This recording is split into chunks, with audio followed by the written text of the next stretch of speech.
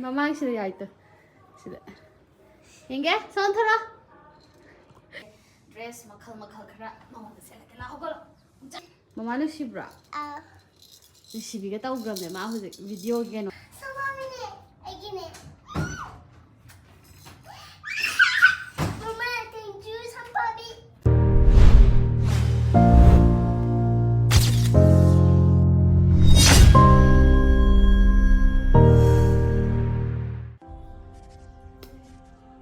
I guess my turn gray. Back the can to was over have the YouTube ki do order ne si se do maning da ismaila maning da back to ko YouTube ki ismaila thelani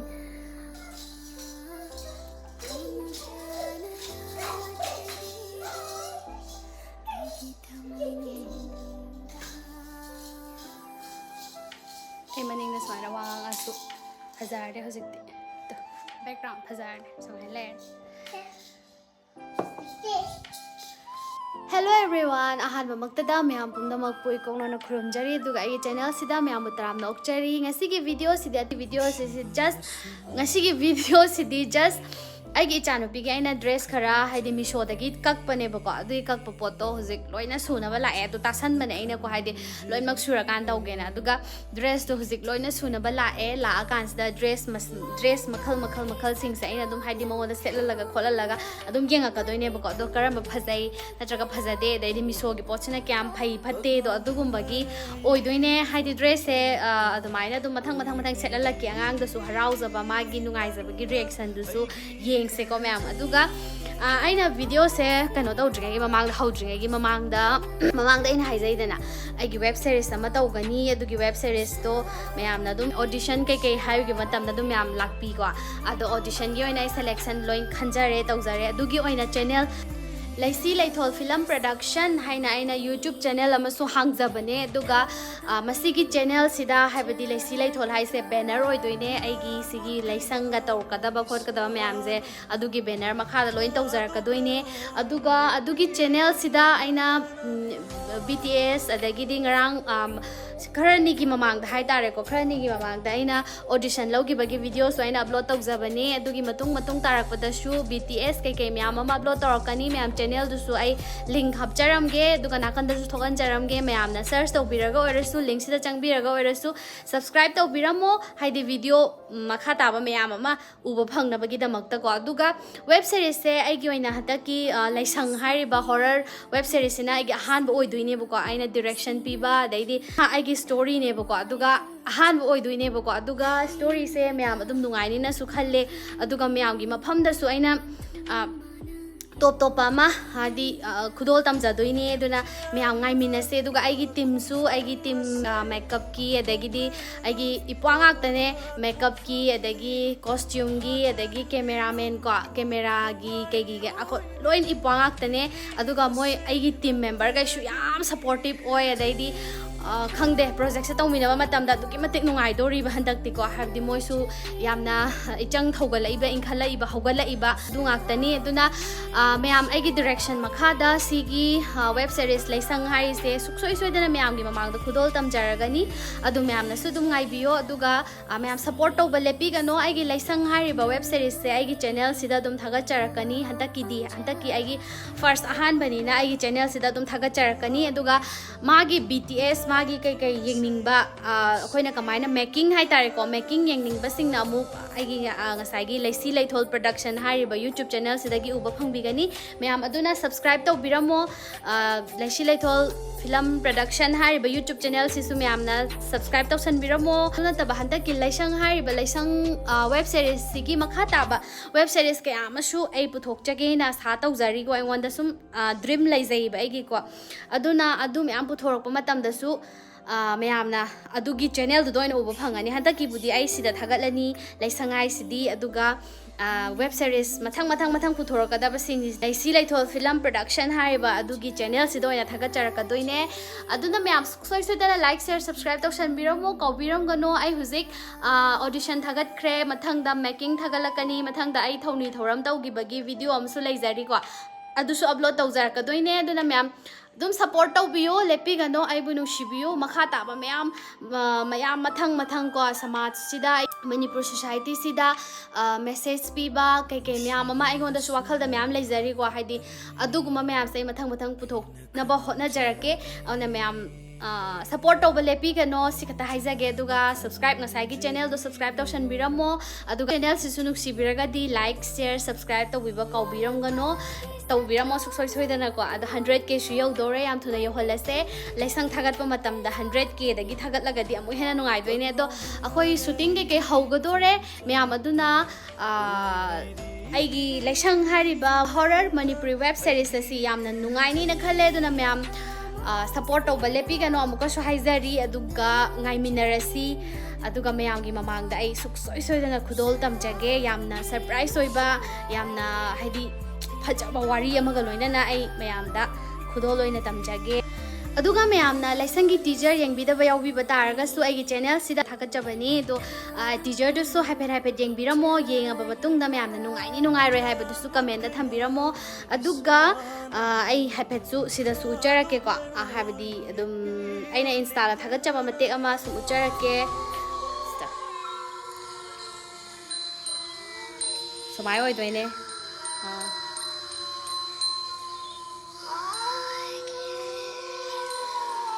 사운드.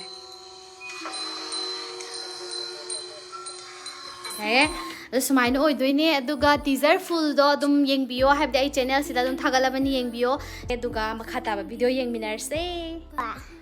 ꯃꯆꯥꯒꯤ ꯍꯟꯗꯛꯇꯤ ꯑꯩꯅ dress ꯈꯔꯁꯨ ꯆꯦꯜꯂꯦ ꯀꯣ ꯃꯥꯏ खरा अदुम हाबि माजे सेटलगा खब यंगहलके हजिक अहान बादि चप मानबदा चेन बनेबको दैदि खूब अनि मगा नागे फनेक खूब अनि मगा दैदि हम चायंग लगे होगलो वाव फजाब्रा पामजाब्रा औ गाइस दि पामे ममा नुसिब्रा नुसिबिगा तौग्रमने मा हुजिक वीडियो गेनो कोइगा साइजुद्रा या हुजिक मथंग अमा मुसेलागे सी मरीजि दुम चमानारनि सिना तब स्टाइल खरा आइना लौवेबको अदुदो मथंग सेलालके मङोंदा करमबना फजा येंगजेबा मचु लाइरे किसिना ब्लू मचु लाइरे अदुगा सिना आई ना मचान करमबना इपाम पामे सिना मादि सिना इपाम पामे हाये तो सिमु सेतिरा के ला सिकेला थोड़ा हम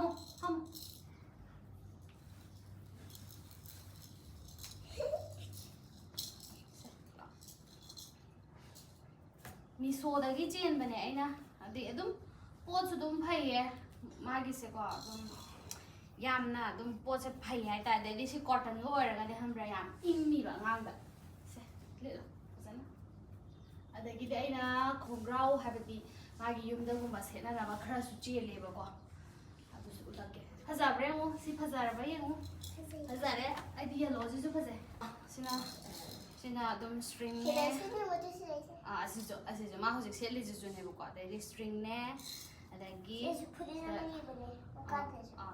स्ट्रिंग अनि लेरेको अदुगा मागी खोंग्राउ सिना तो सि कलर जे फजाबने सुमाय अदुम हाइदि नुंगाय नुफिजे याम नुंगाय मा सेपदसु खुनुंगाय तवैबा अदु थमो एला सवामिने एगिने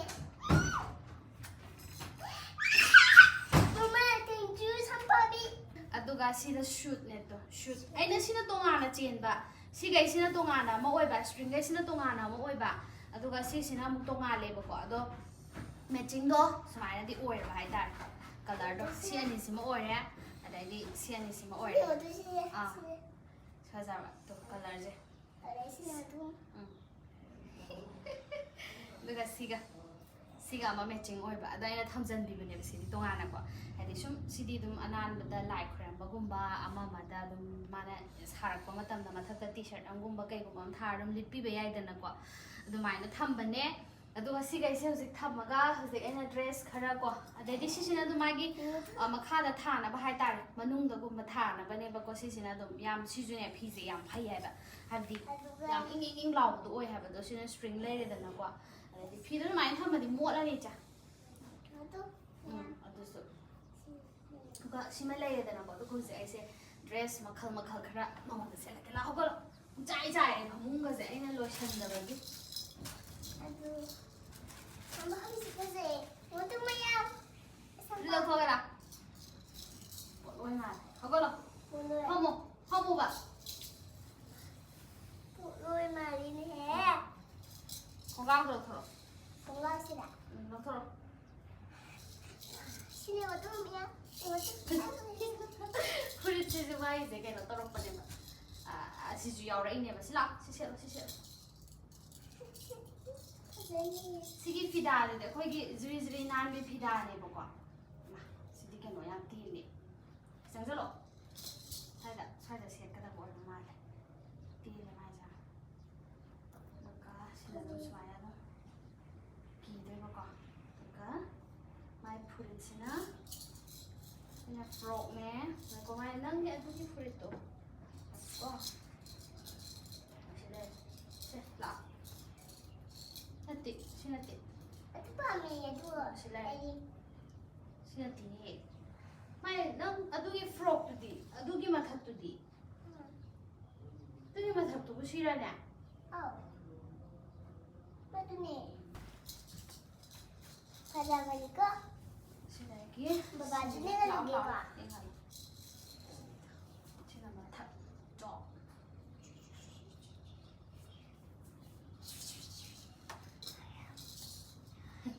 ꯃꯉꯣꯟꯗ ꯄꯛꯆꯕ ꯗ꯭ꯔꯦꯁ ꯌꯦꯡꯁꯤꯀꯣ ꯍꯥꯏꯕꯗꯤ ꯈꯟꯖꯦꯕ ꯁꯤꯇꯪ ꯈꯤꯇꯪ ꯄꯨꯄꯨꯔꯞ ꯇꯧꯗꯣꯏ ꯃꯥꯜꯂꯦ ꯑꯩꯗꯤ ꯄꯨꯄꯨꯕꯗꯤ ꯄꯥꯝꯗꯦ ꯁꯤꯗ ꯁꯦ ꯂꯤꯛꯀꯦ ꯌꯦꯡꯉꯣ ꯁꯣꯝ ꯊꯣꯛ ꯐꯖꯅ ꯁꯝꯁꯤꯁꯨ ꯐꯖꯗ꯭ꯔꯦ Berbaju ni kan dia. ꯌꯦꯡꯍꯜꯂꯣ ꯁꯨꯃꯥꯏꯅ ꯁꯦꯠꯇꯣꯏꯕ ꯃꯥꯏ ꯑꯥꯎꯠꯐꯤꯠ ꯁ꯭ꯇꯥꯏꯜ ꯇꯧꯔꯛꯑꯣ ꯑꯗꯨ ꯏꯔꯛꯀꯦ ꯍꯥꯏꯈꯠꯇꯣ ꯍꯥꯏꯅ ꯆꯨꯛꯁꯀ ꯇꯧꯔꯛꯑꯣꯀꯣ ꯁꯤꯗ ꯑꯩ ꯇꯧꯔꯛꯀꯦꯀꯣ ꯊꯝꯃꯛꯑꯒꯦ ꯁꯦ ꯊꯣꯛꯂꯛꯑꯣ Ready 1, 2, 3 thôi lọ.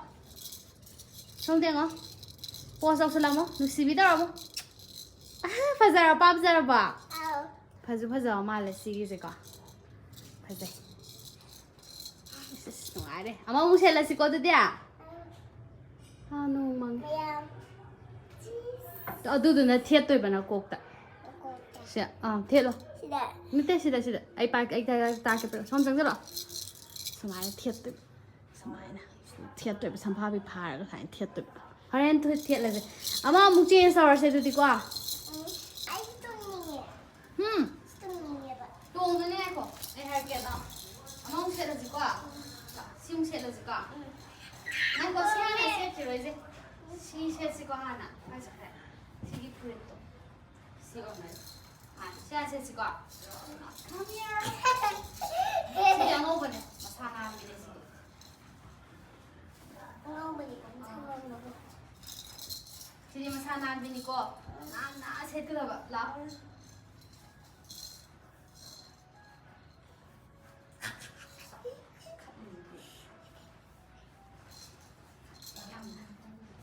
Sile na ba?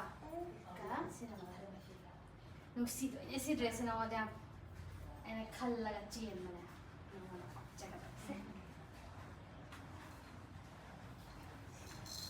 Wow.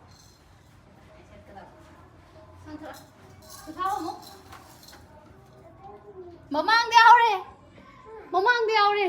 Aduh, mamang sida ya itu. Sida. Inge, son thara. Samdo semo. Chạy nè. Wow. Bây giờ chả. Aduh, đây xí không sẽ tuồng tôi bạn. À, sẽ tôi nè. Ở đây xí tuồng tôi bạn, không tôi. Đúng sẽ là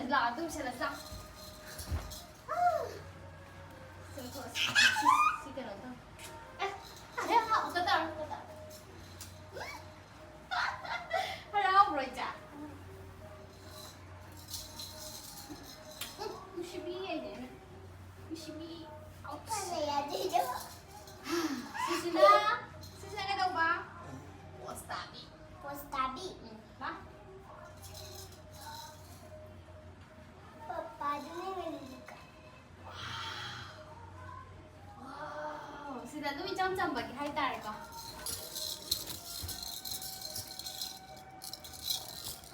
ꯈ꯭ꯋꯥꯡ ꯄꯥꯏꯔꯒ ꯊꯣꯛꯂꯛꯄꯤ ꯅꯠꯇ꯭ꯔꯣ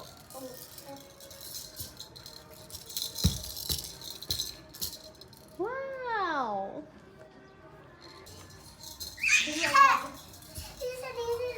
ꯂꯥꯛ ꯂꯧꯊꯣꯔꯛꯑꯣ ꯇ ꯀꯩꯅꯣ ꯍꯥꯟꯅ ꯁꯦꯠꯈꯤꯁꯦ ꯁꯤ ꯂꯣꯏꯔꯦꯀꯣ ꯁꯤ ꯂꯣꯏꯔꯦ ꯁꯤ ꯂꯣꯏꯔꯦ ꯁꯤ ꯂꯣꯏꯔꯦ ꯅꯦꯛꯁ ꯂꯥꯛ ꯁꯤ ꯂꯧꯊꯣꯔꯛꯑꯣ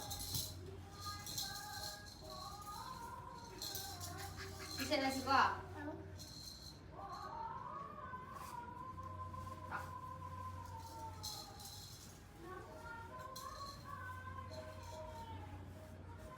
sini mama agak shoot ang live na juga ibalik set ini ya. Aina nupi maca's dress ay ang pamsay wa kama ba. Aduga nupi maca's aina nang mama na nang popo do. Ado na ko aina na. Nupi maca pogsage ay di nupi maca dress ang pamsay ay sorten ni yam aina kama ba. Dada na. Wow. Iya. Saya itu seperti. Saya. Ano to? Shoes. Apa lah? Ama usia lagi, si usia lagi, si nampak si color je, nampak je. Ni ni lah. Ani si mami. Kasi si Joa si Si tu. Gaya tu juga. Si usia lagi. Aduh, ay kaya nung hai kita mana semua lagi biri dia. Nang doa, cak, nang cak kadam ni doa. Cak cak dia di shop ni balai biri dia memang. Cak cak dia di shop ni gua. Gua. Ani cak cak dia ni. Shop ni, gua cuma biri roy, sama orang tak dia di shop ni. Gua. Gua. Nga chote. Hey, aduh masih juga kadam ni gua. Hai na dah biri. Sasat meramu. Amai biri dia memang. Ano ba siyang dyan? Set. Đây là xin chào xin lỗi đẹp quá xin lỗi đấy xin lỗi đây ta xiết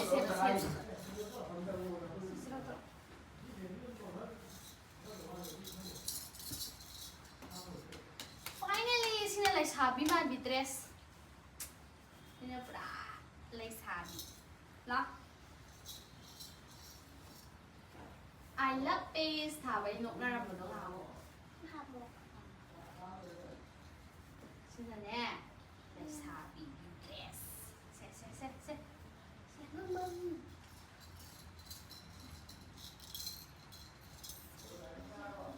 kỳ xong rồi thôi rồi mà rồi ăn tần rồi mà hai bạn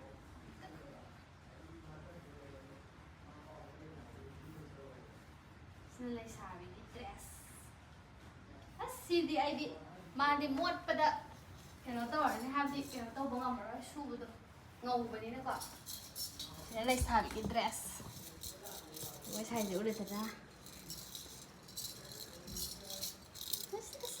sidi kitang jaw sidi adum chahi mana manga adumai shur ko adum se jani do te khar ga pic pe yaw sina kaino tor sina ni thatra tu shi ma cha yam na photo copy ke se adumai le ro ko thumbnail kap ke se phjan le ro khub san thang ka padwain thang ka lo yare lagi sim thang ka lo lagi Ano to? Hindi ko ama siya. to hay bre yam hay ka da Butterfly. my butterfly ori butterfly Muto siya.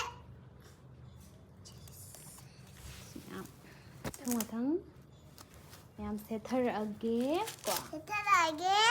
không lâu thôi rồi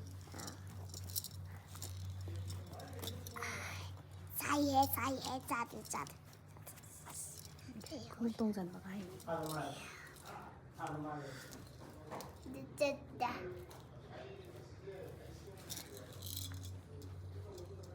mà cha mà nín nó cái trưng ngà lại Wah. Ay, ma. Ano? ya Ano to? wow 이씨.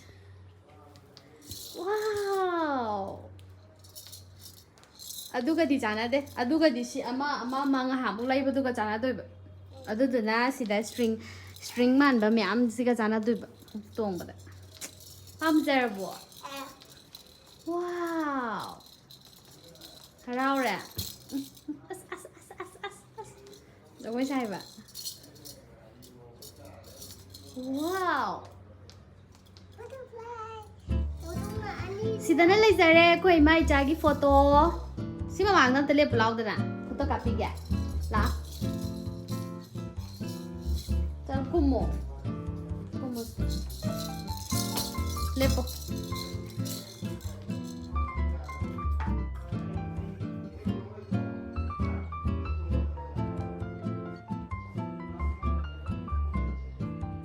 Gare. Go, kita apa sih? देखो सीधा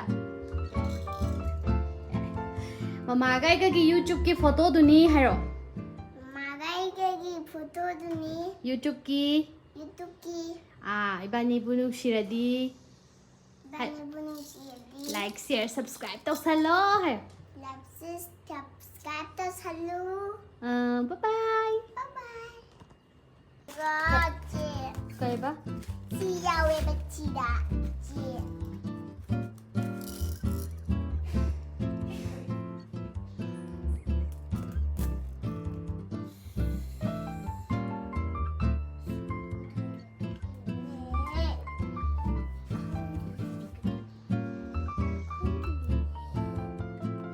ai tung view rồi năng hay là dra hay hay ni à rồi to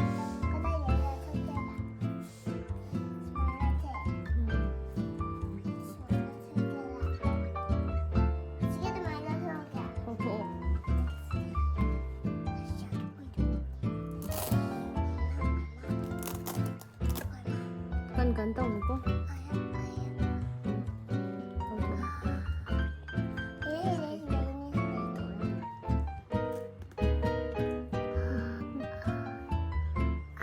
tôi là thằng tôi tung rồi lòng tay lên cái cổ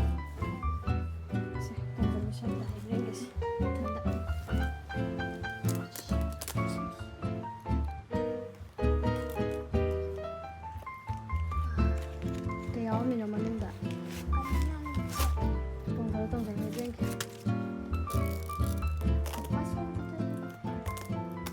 cái này thì đi rồi nè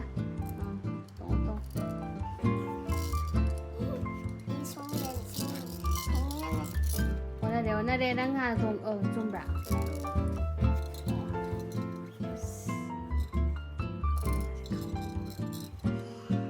제가 이니까 또 그ring이다 진뜻받아. 야야. 아도 그만해 오빠 전들 봐.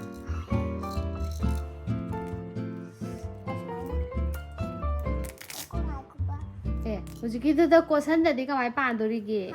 호주기도 꼬산다디 그만 반도이노. tắm sẽ gai thân lùi với ta này video sẽ là gì đây bà lepo nghe cái chơi trà xuyên không wow anh sẽ không tôi thang cả lỗ tôi cái một photo ông nằm đi cái sẽ căng trắng rất là mà nung chẳng rất lâu bà thang cả lỗ không tôi thang cả lỗ này wow ya deh